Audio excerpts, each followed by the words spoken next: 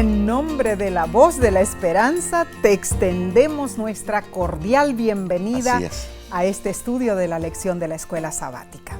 Si te has conectado por la televisión, YouTube, Facebook o por audio, te agradecemos por acompañarnos y te invitamos a compartir este estudio por las redes sociales.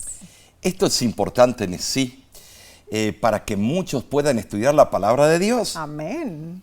Ahora, el hermano Carlos Eduardo Monzón Trujillo nos escribió desde Guatemala.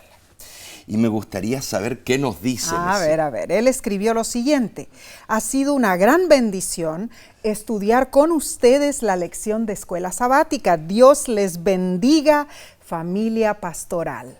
Gracias por su saludo, hermano Carlos Eduardo. Nos alegra que estos estudios les sean de bendición. Y enviamos de nuestra parte un saludo fraternal a nuestros hermanos y hermanas del lugar de muchos árboles.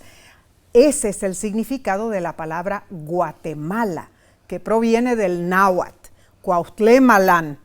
Qué hermoso que lo pronunciaste. Bueno, vamos a tratar, porque la palabra es muy difícil, no sé si lo dije correcto, pero Guatemala es un hermoso país. Oh, precioso. ¿No es cierto?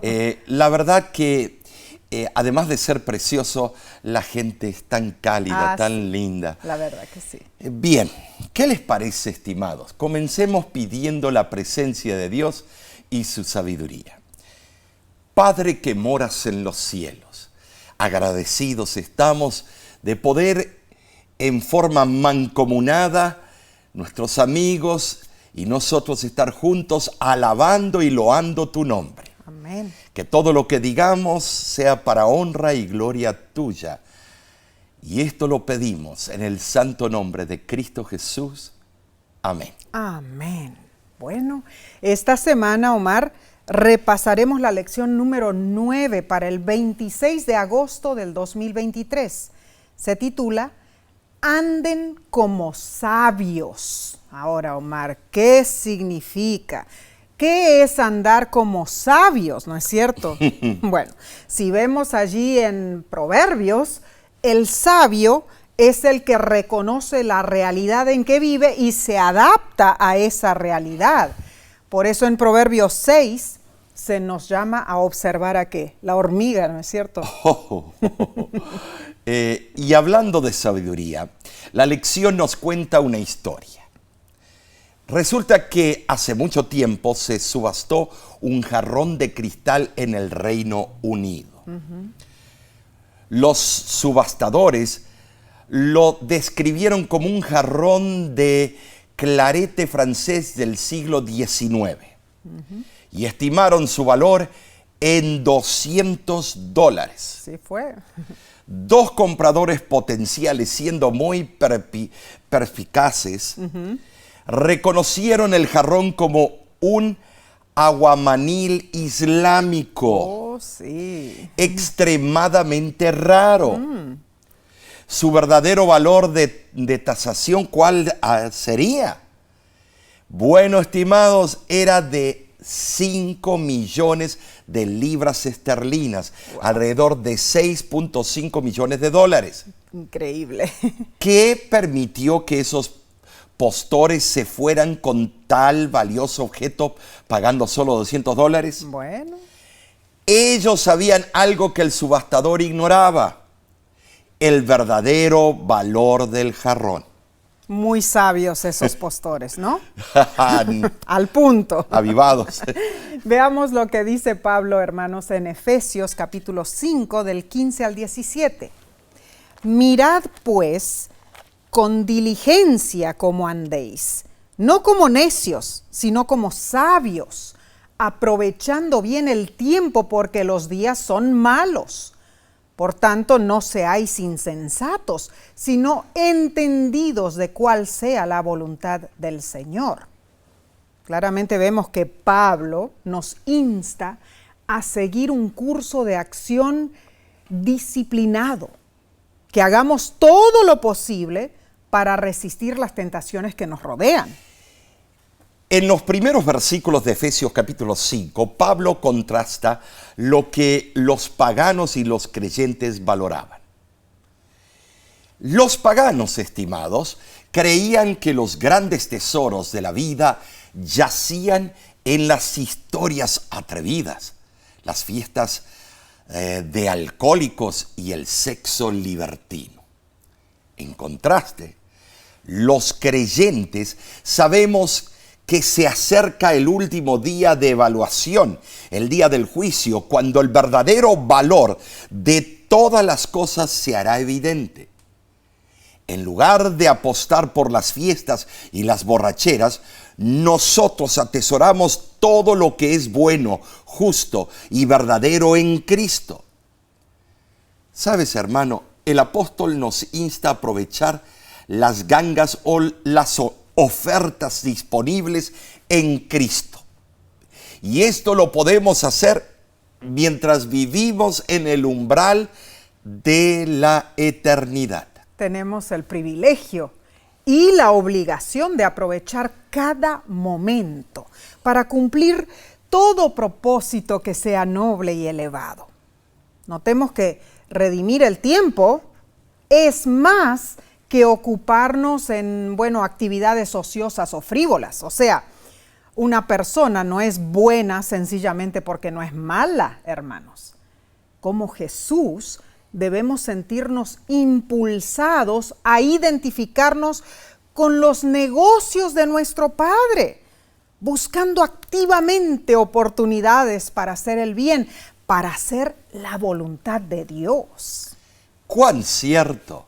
La necesidad de echar mano de cada oportunidad que se presenta es evidente cuando consideramos que nuestra vida está continuamente expuesta a toda clase de males, no solamente del mal moral prevaleciente, sino también de enfermedades, persecuciones y sufrimientos, los cuales nos privan y nos enceguecen con tentaciones mundanales. Lo cierto es, hermano, hermana, que no se puede vivir sabiamente sin entendimiento. Proverbios 9:10 dice acertadamente: el temor de Jehová es el principio de la sabiduría y el conocimiento del Santísimo es la inteligencia. Entonces, el conocer la voluntad del Señor debe ser nuestra meta suprema.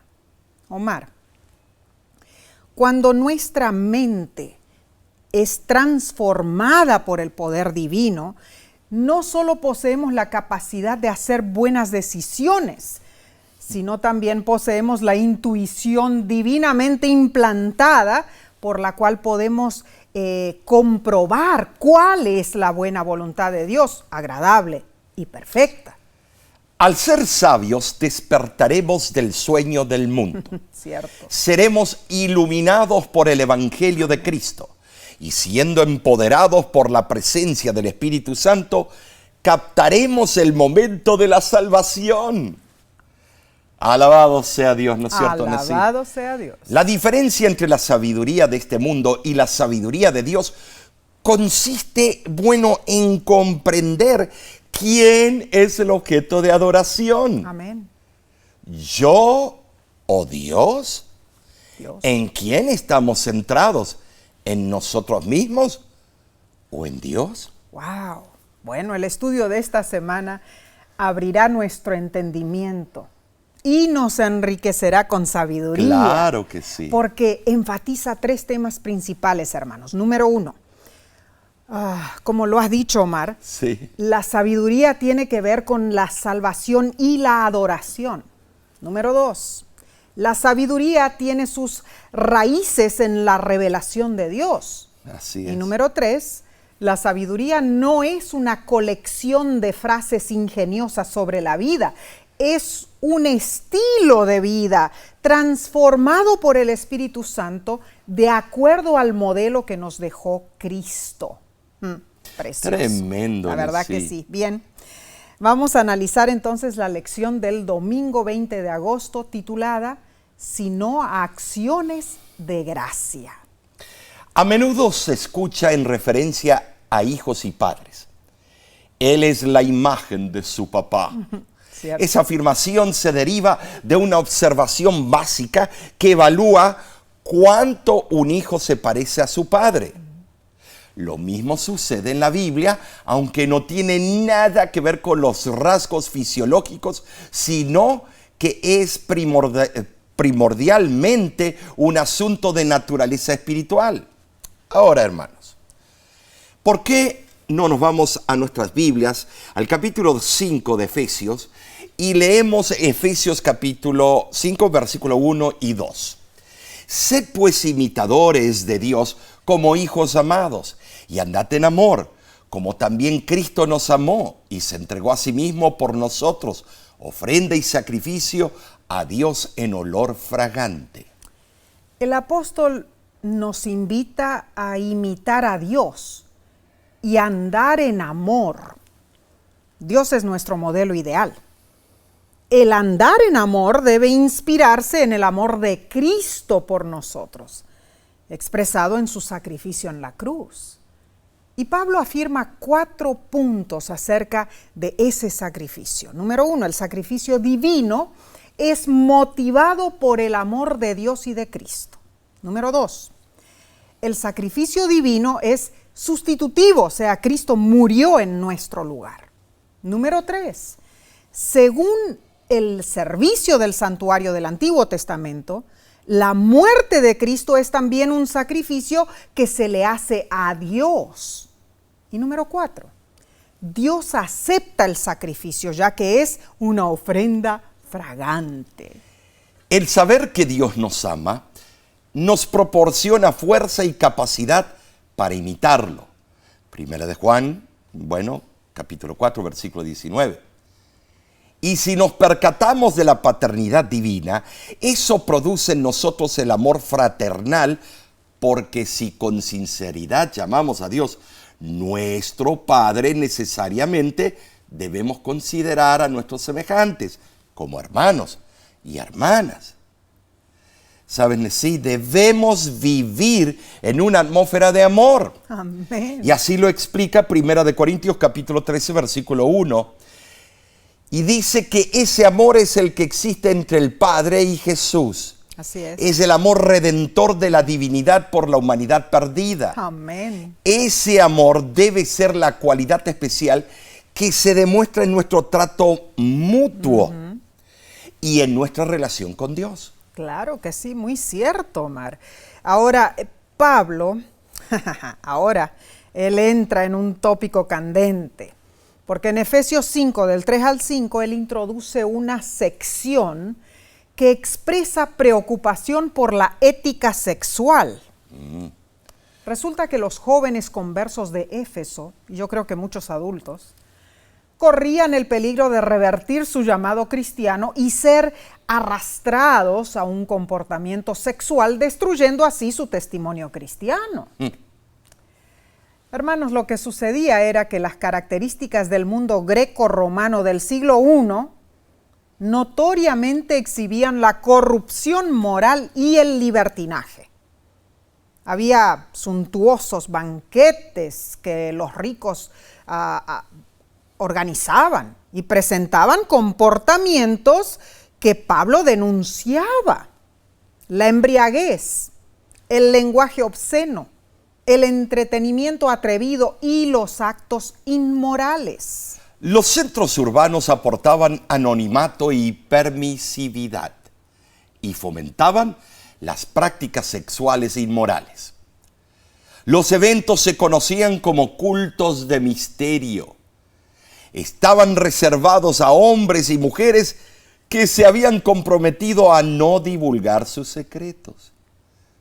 Bueno, la palabra orgía evoca una idea de excitación y pasión.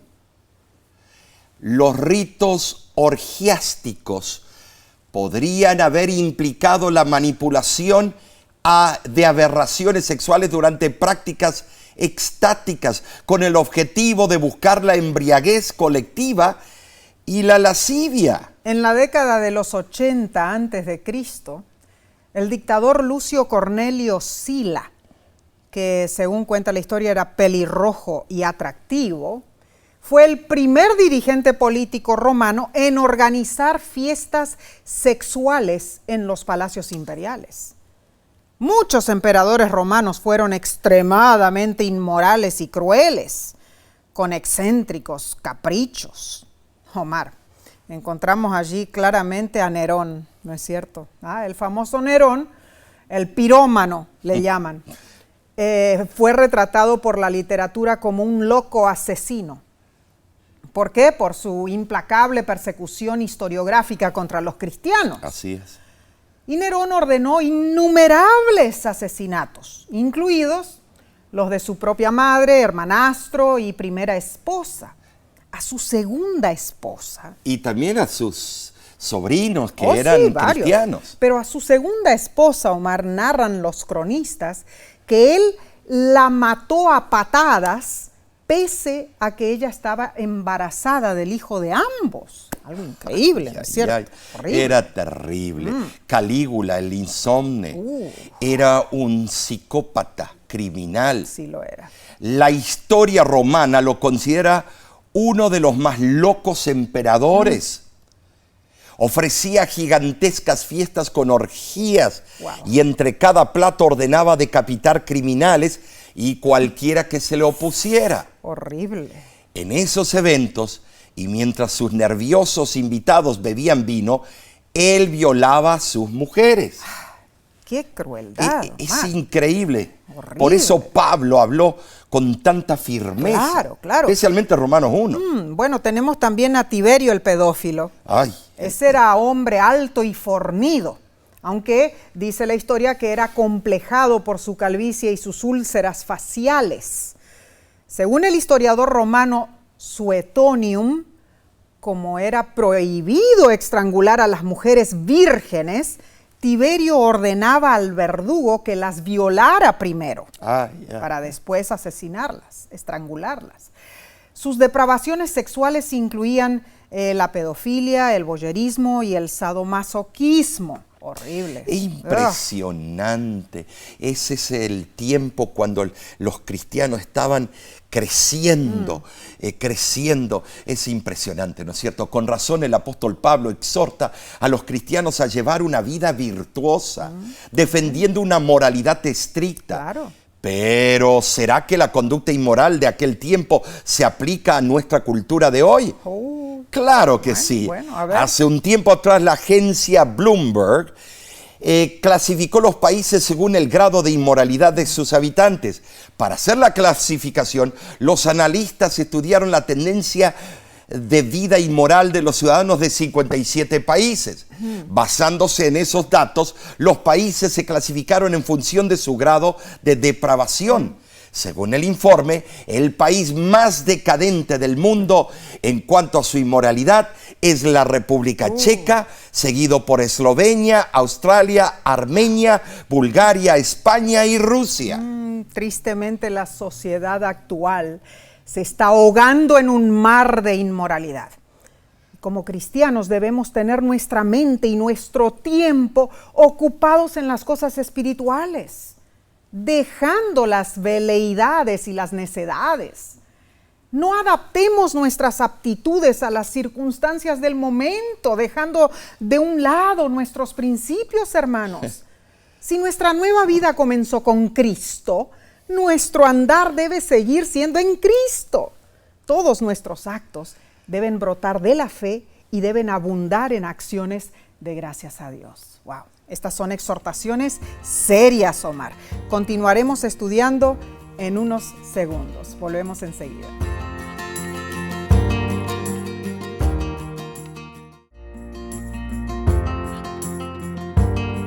Gracias por acompañarnos. Dinos, ¿ya has compartido este estudio? Si estás en las redes sociales, aprovecha este momento para hacerlo. Bien, analicemos la lección del lunes 21 de agosto titulada Andar como hijos de la luz. Usando la metáfora de luz versus tinieblas, Pablo enfatiza que no puede haber vínculo entre las dos. Leamos Efesios capítulo 5, versículo del 6 al 10.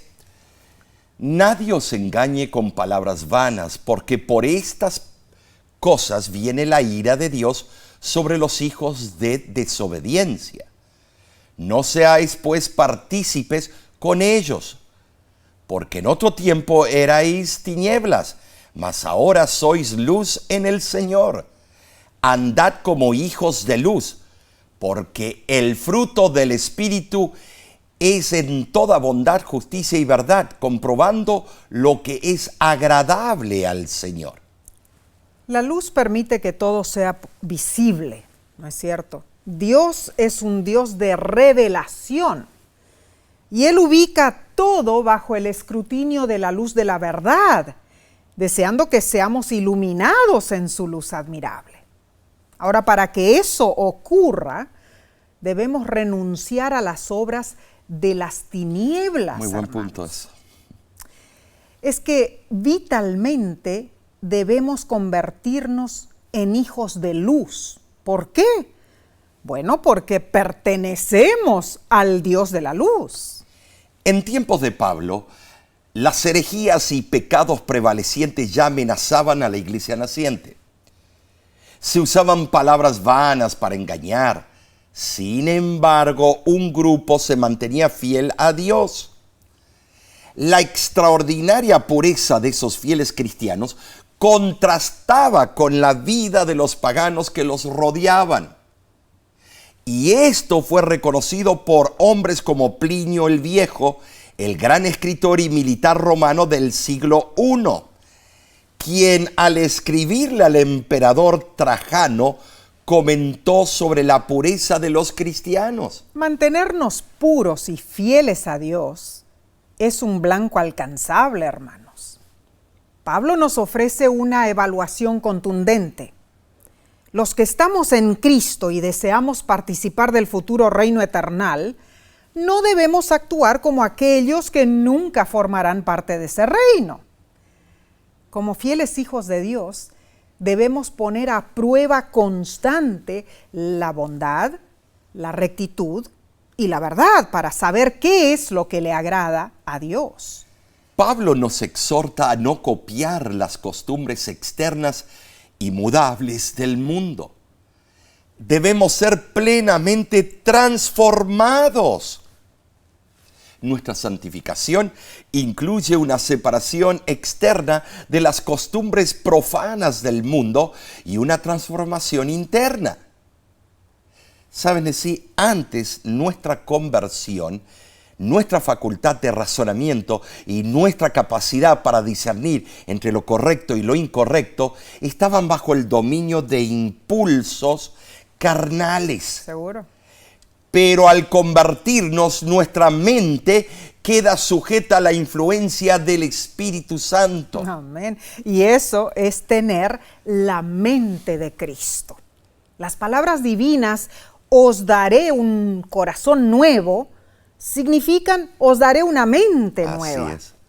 La muerte de la vida antigua en la carne y el comienzo de la vida nueva en el Espíritu se describen como una regeneración, una renovación, según Tito 3:5. Este cambio renovador que comienza cuando nos convertimos y nacemos de nuevo, es una transformación progresiva y continua. Dice 2 Corintios 4:16 allí, Omar. Es tremendo ese nuestro hombre interior se renueva de día en día. Sí, ahí continuo. Quería llegar. Claro. Y a medida que interiormente somos transformados por el poder del Espíritu Santo, nuestra vida exterior va cambiando progresivamente. Amén. La santificación de nuestra mente se revelará en una manera más santa de vivir, porque el carácter de Cristo se reproducirá más perfectamente en nosotros. Cierto. En Efesios 5:6, Pablo se preocupa por el efecto de las palabras vanas de los hijos de desobediencia. O sea, podemos ser engañados por un lenguaje mundanal explícito. ¿Cómo lo hacemos? al pensar que el pecado sexual no es un tabú. Incluso podemos ser atraídos hacia tales pecados, ¿es cierto? Es que la filosofía de hoy en día es, si hay dos personas que consienten, todo está permitido. Tristemente así es. Pablo nos advierte que el caer en ese engaño nos hace correr el riesgo del juicio de Dios, la ira de Dios, que vendrá sobre los hijos de desobediencia. Cierto. Recuérdate, el versículo dice que van en contra del uso natural de la naturaleza. Así es. Ahora, la frase, la ira de Dios, es desafiante, hermanos. Pero esa ira sugiere un contraste con la ira humana.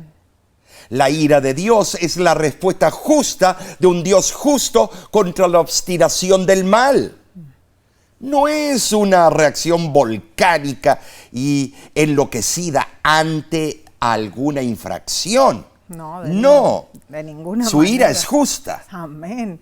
En verdad, Dios advierte de sus juicios venideros, pero eso es un acto de gracia, porque los seres humanos desobedientes son por naturaleza hijos de ira, sujetos a esos juicios. Entonces, hermanos, la exhortación es clara.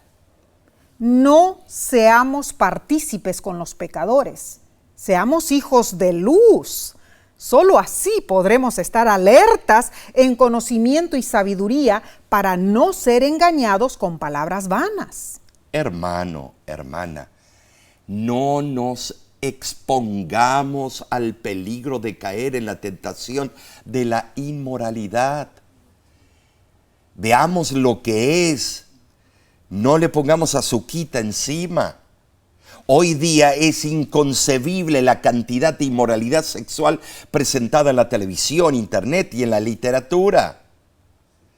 Cada programa de televisión o película tiene que tener alguna aberración sexual para decirle al mundo que esto es permitido. El mundo busca el placer a través de toda impureza. Evitemos esa poderosa industria inmoral. Tengamos cuidado con lo que entra por nuestros ojos. ¿Sabes, Nesí? Aunque no estés cometiendo esos actos inmorales, estás participando con los que lo están haciendo. Cierto, cierto. Y no vengas a decir que los actos consensuales entre adultos no acarrean problemas. Claro que sí. El mandato de Pablo no es solo para menores de edad. Dice, no seáis pues partícipes con ellos. Independientemente de la edad, del género, de la época, del lugar y de cualquier otra cosa. Wow, fuertísimo esa exhortación. Aquí se tiene que decir las cosas como son. Claro que sí. Es que nuestra meta es dramáticamente diferente. No buscamos agradarnos a nosotros mismos, hermanos, sino a Dios. La palabra en el griego es euarestos, agradable, aceptable a Dios. Buscamos reflejar a Cristo, andando en amor como Cristo nos amó. Bueno, si no nos acatamos a estos consejos, estamos en serios problemas, Omar. Sigamos compenetrándonos en el estudio del martes 22 de agosto, titulado Despierta, tú que duermes. Oh, tremendo. En agosto 14, 2017, un policía de Victorville, California, encontró en la calle a una bebé de 1 añito de edad. La niña lloraba a gritos, se había lastimado al caer de la ventana del segundo piso. Así fue. Encontraron a su mamá, Jessica Dickey, durmiendo. Parece que la niña se subió a la ventana abierta del dormitorio, cayó a un techo que estaba abajo y luego cayó otra vez hasta llegar al suelo. Pobrecita. Milagrosamente la llevaron a un hospital y aunque sufrió heridas, pudo recuperarse. Wow. Esta fue una situación terrible y así sucede con muchos cristianos que duermen mientras eventos de importancia eterna se cumplen a su alrededor. Triste, pero Las cierto. consecuencias también que le vino a la madre. Ay, sí, claro que sí. Bueno, leamos Efesios capítulo 5, versículos 11 al 14, y dice: y no participéis en las obras infructuosas de las tinieblas, sino más bien reprendedlas, porque vergonzoso es aún hablar de lo que ellos hacen en secreto. Mas todas las cosas, cuando son puestas en evidencia por la luz, son hechas manifiestas, porque la luz es lo que manifiesta todo. Por lo cual dice: despiértate tú que duermes, y levántate de los muertos, y te alumbrará Cristo. En estos textos, Pablo nuevamente sugiere que los cristianos no debemos participar en las infructuosas obras del pecado. No. Ni siquiera tolerarlas o simpatizar con ellas. De ninguna manera. Más bien, debemos ser un constante reproche para el mundo y el mal por medio de nuestras palabras, nuestras acciones y, por supuesto, nuestra vida. Seguro. En verdad, nuestro refinamiento en Cristo no debe ni siquiera permitir discutir ciertos temas, mucho menos practicarlos. Esto es serio. Generalmente, Pablo se limita a mencionar los males sin describir detalladamente su proceso. Él no entra en detalles. Ahora, concuerdo en que es recomendable a cierto grado de franqueza, pero poco puede decirse en favor de la crudeza con la cual el pecado es a menudo discutido en los sofisticados círculos de nuestra cultura moderna, Omar. Así es. Se habla de eso como si fuera nada.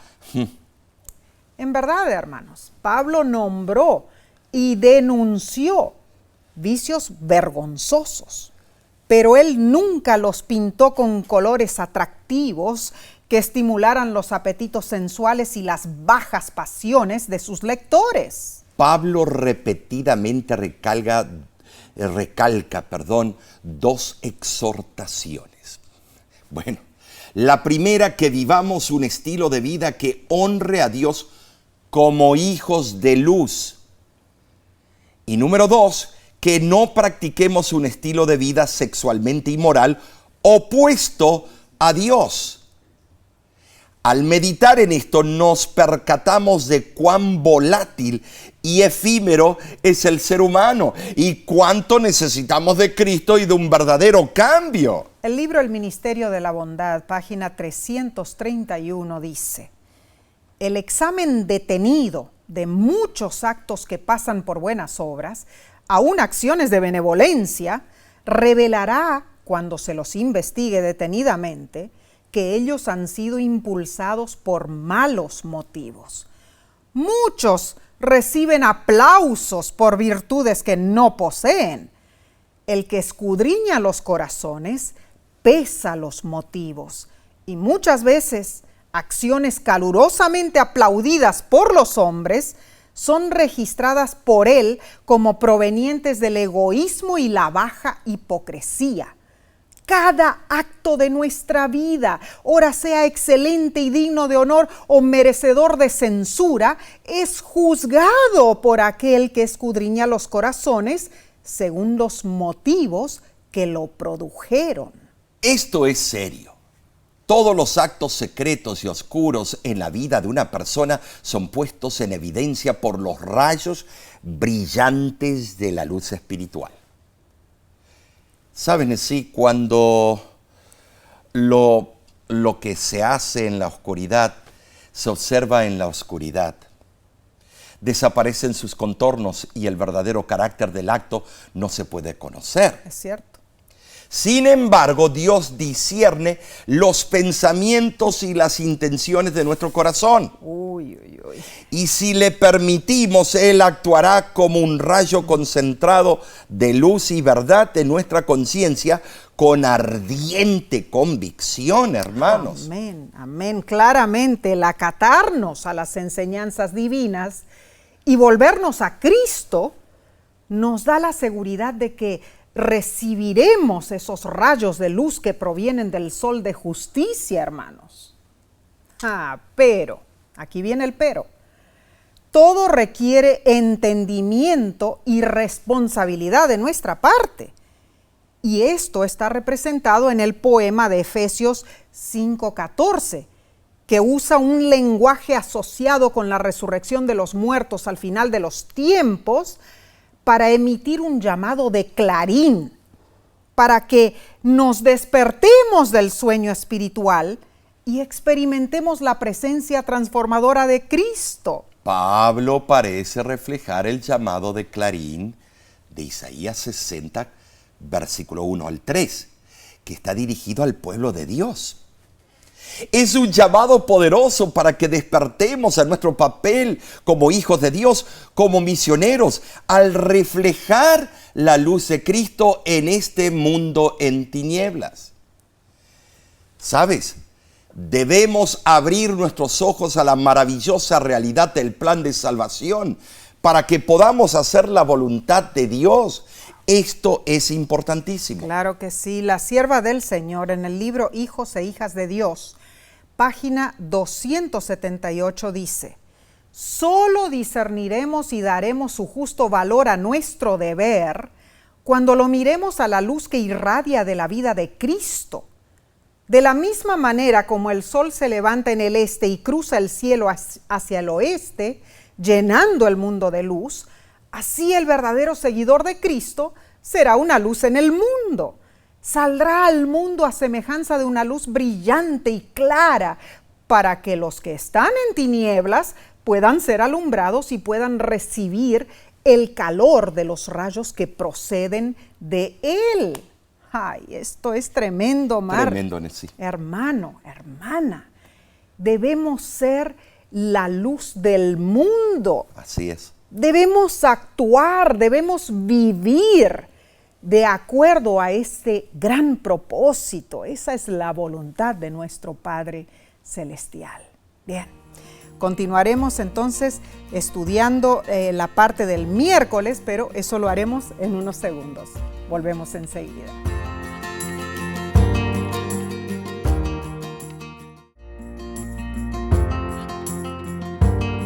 Gracias a Dios por estos minutos de estudio de la Biblia.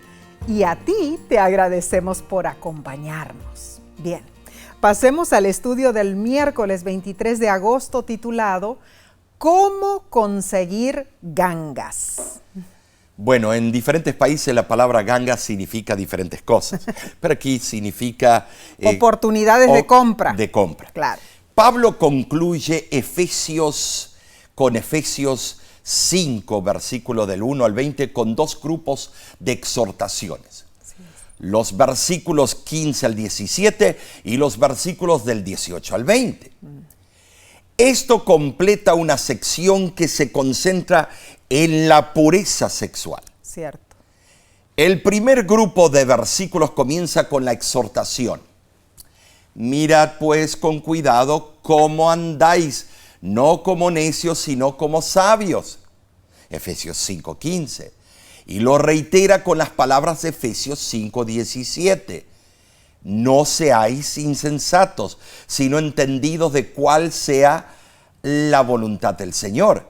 Amén. Y como relleno del sándwich, en el medio hay un llamado a hacer el mejor uso del tiempo. Cierto. Efesios 5:16. Cuán cierto, Mar. Esta connotación de estos versículos nos invita a seguir un curso de acción disciplinado, hermanos, haciendo todo lo posible para resistir las tentaciones que están a nuestro alrededor, ¿no es cierto?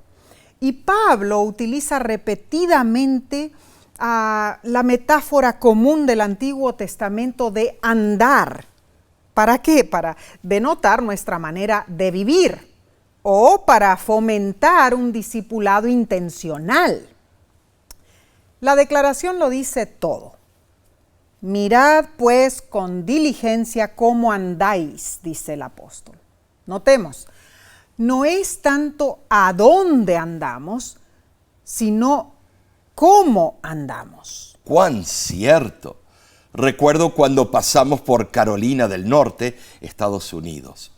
Pudimos conducir nuestros vehículos por la famosa carretera Tail of the Dragon, o la cola del dragón, en el Parque Nacional Great Smoky Mountains. Ese camino tiene hermosas vistas panorámicas y presume tener 318 curvas en un tramo de unos, 17 kilómetros. En verdad, Nessie, no tuvimos ningún problema sabiendo dónde debíamos conducir porque la carretera estaba muy demarcada. Cierto. Muy Sabíamos bien. a dónde ir y había muy poco peligro de perdernos. Seguro. Estábamos concentrados con tanta curva. El problema era cómo conducir, cómo relacionar los principios de la buena conducción a cada situación cambiante, Claro. a cada curva a lo largo de la carretera. Eso era impresionante, no te podías desconcentrar. Seguro que no. Entonces no era tanto dónde conducir, sino cómo conducir. Esto es sumamente importante, ¿no es cierto? Sí. Y asimismo, podríamos observar a un hombre caminando y haciendo malabarismo sobre una cuerda floja.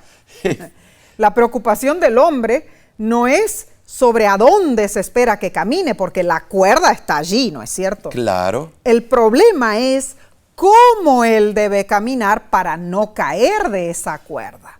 Es cierto, Nessie. Sí, claro, claro. Esta es la exhortación del Pero hay que apóstol. mirar la meta final. Seguro que sí. Si estás mirando puro abajo, vas a perder el balance. Todo tiene que ver con cómo andar. Por eso el apóstol dice, observa cuidadosamente cómo andas o cómo caminas. Y Pablo nos da dos características para caminar o andar correcta y precisamente. La primera es, debemos caminar con entendimiento. Interesante. La segunda es, debemos caminar haciendo la voluntad de Dios. Tremendo, Nessie. Parecen conceptos sencillos, pero de verdad no lo son. No.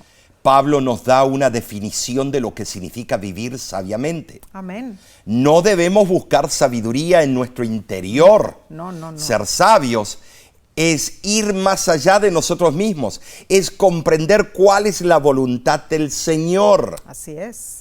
No tratar de usar la astucia callejera, ser colmilludos, como dicen en la calle. Claro. Pablo también promueve una imagen vívida. En la frase, aprovechando bien el tiempo, el apóstol usa el verbo en el griego exagorazo. Wow. Normalmente utilizado en las transacciones del mercado. Este verbo es una forma intensiva del verbo comprar, Interesante. que significa aprovechar las gangas, las oportunidades de compra que se ofrecen mientras esperamos el regreso de Cristo. Wow, tremendo. Tremendo, ¿no es cierto? Sí, claro. Y la palabra tiempo proviene del vocablo griego kairos, que describe un momento de oportunidad.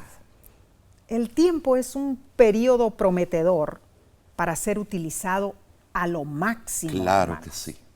También es un tiempo desafiante porque dice que los días son malos y la corriente de este mundo está dominada por el príncipe de la potestad del aire. Efesios 2:2. Esto es tremendo, sí. Mientras esperamos el regreso de Cristo, vivimos situaciones más y más difíciles. Cierto.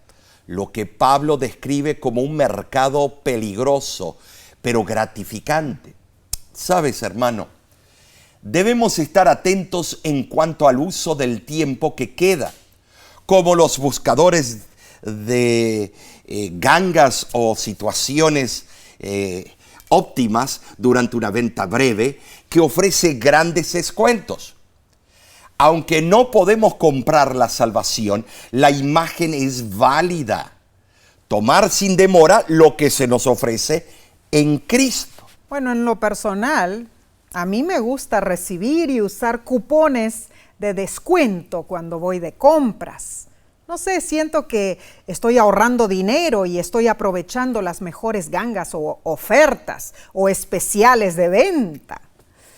Es interesante, Omar, que aquí en Estados Unidos, así como en varios otros países también, hay un día único en el año que se llama Black Friday. En español se dice Viernes Negro. el Viernes Negro. Y ocurre al día siguiente del Día de Acción de Gracias aquí en Estados Unidos. Y las tiendas en ese día aprovechan para lanzar miles y miles de descuentos y ofertas, haciendo lógicamente que el público compre mercancía en rebaja.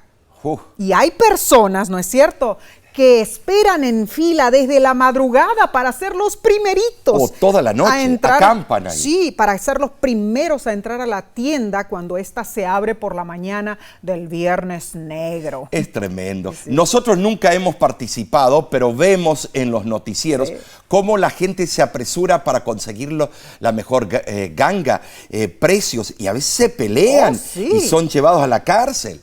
Esa es la idea enfatizada por Pablo. No para ir a la cárcel. No para ir a la cárcel, pero con esa pasión debemos redimir nuestro tiempo, redimir los cupones del tiempo, mirando con cuidado nuestra manera de andar y aprovechando las gangas, los momentos de oportunidad que Dios nos da. Claro que sí. Qué linda manera de ponerlo, ¿no es cierto? El libro Eventos de los Últimos Días, página 200, da la siguiente explicación. Tenemos que aprovechar al máximo nuestras oportunidades presentes. No se nos dará otro tiempo de gracia en el cual prepararnos para el cielo. Esta es nuestra única y última oportunidad para formar caracteres que nos harán idóneos para el futuro hogar que el Señor ha preparado para todos los que son obedientes a sus mandamientos. Así que, hermanos, aprovechemos las gangas, aprovechemos las ofertas, aprovechemos las oportunidades que Dios nos da. Bien, vayamos entonces al estudio del jueves 24 de agosto. Se titula Adoración llena del Espíritu.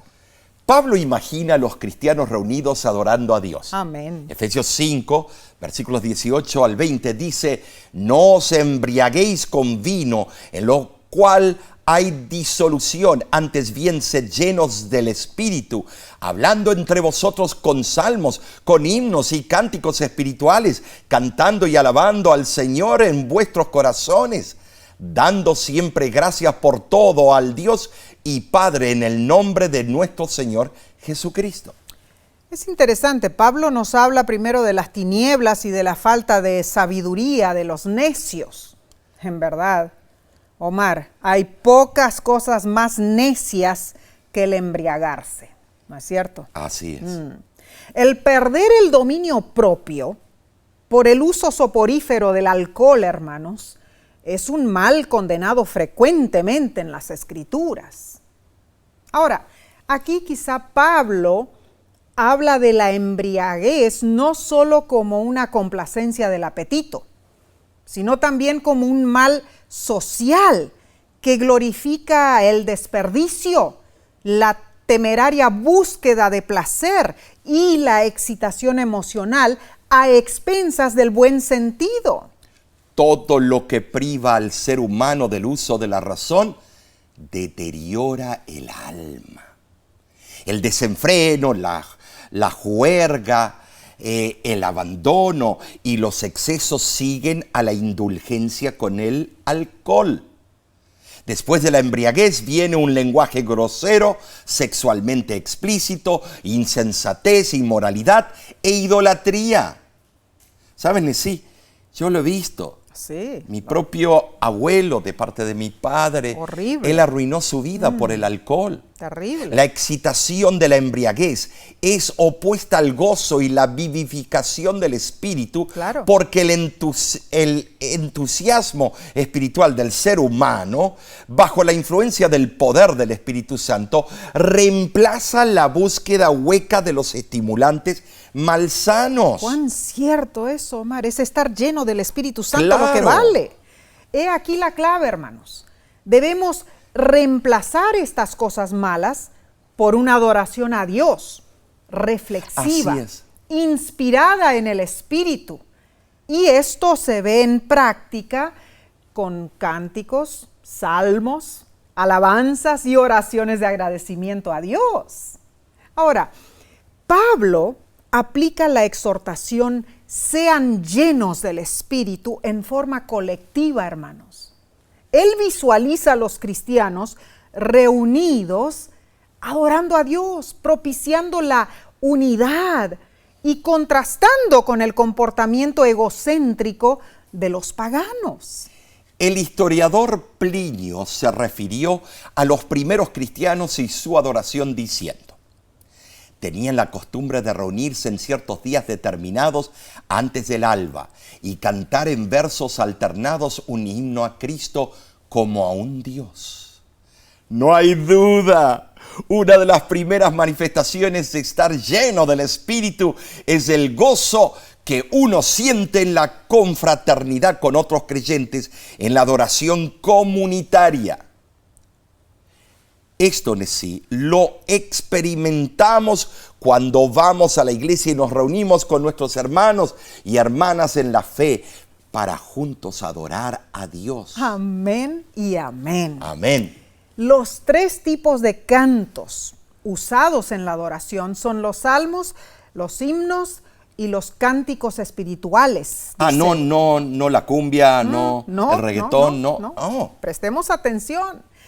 La distinción entre estos es que en general los salmos ya estaban escritos en el Antiguo Testamento. Ya había un patrón. Y eran entonados con acompañamiento instrumental, algo precioso, ¿no es cierto? Porque los salmos eran como poesía, ¿no es cierto? También los himnos eran alabanzas a Dios, o sea, los creyentes los componían con sus propias palabras y toda la hermandad de la iglesia los cantaba. Qué bonito, ¿no es cierto? Y finalmente los cánticos espirituales eran de una naturaleza más meditativa, o sea, se entonaban con o sin acompañamiento. O sea, que era para meditar, para preparar algo el suave. Corazón a lo que venía. Seguro que sí. Al mensaje. Seguro. Qué interesante. Esto es tremendo porque hay tantas polémicas en las iglesias sobre la música. Cierto. En forma concisa, la adoración debe surgir del corazón. Amén. Nunca debe ser algo mecánico. Y la música instrumental o cantada debe ser siempre dirigida a Dios. Gloria a Dios. De otra manera, no es más que una autoexhibición. Este peligro llevó a Calvino y a Knox a menospreciar la música instrumental. Se fueron al otro extremo. Sí, cierto. Llegaron al fanatismo.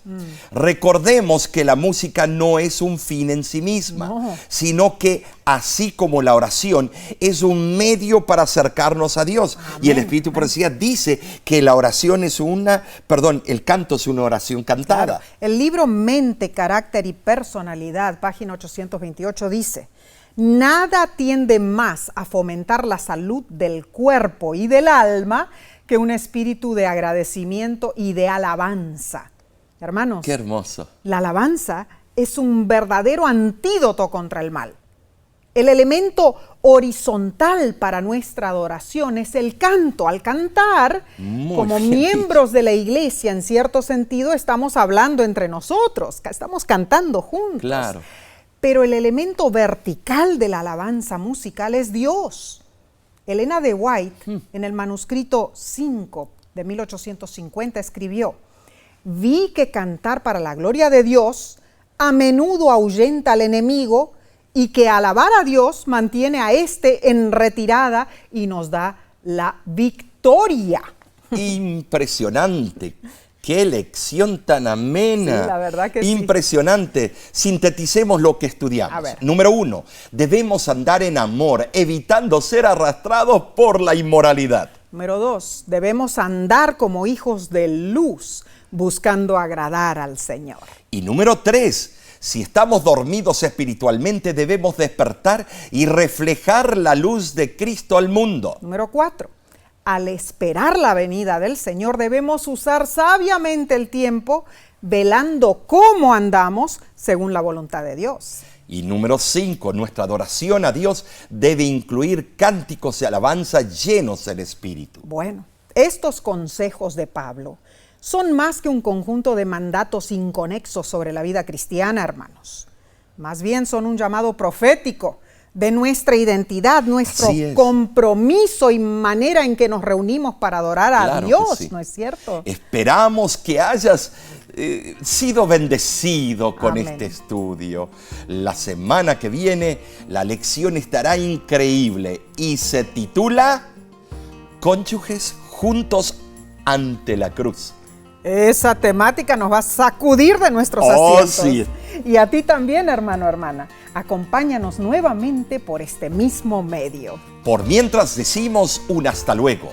Si deseas obtener información sobre la voz de la esperanza, visita nuestra página Claro.